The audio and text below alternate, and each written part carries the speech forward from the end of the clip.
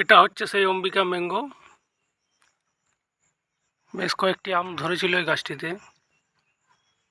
তো যে সমস্যাটার জন্য অম্বিকা একটু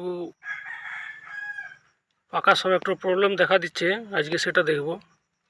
একটা আম এখান থেকে হারভেস্টিং করব আমরা। আমটা খুলবো, খুলে দেখব।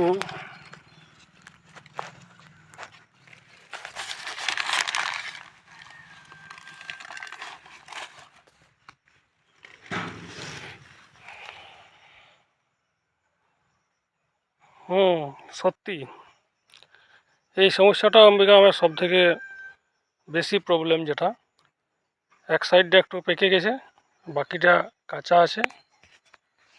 হাত দিয়ে দেখি, হ্যাঁ এইখানটা নরম হয়ে গেছে, এই জায়গাটা পুরো নরম হয়ে গেছে, আর এই জায়গাগুলো পুরো শক্ত হয়ে আছে, এখন কাঁচা আছে। এটাই সব থেকে বেশি প্রবলেম হচ্ছে এটাতে।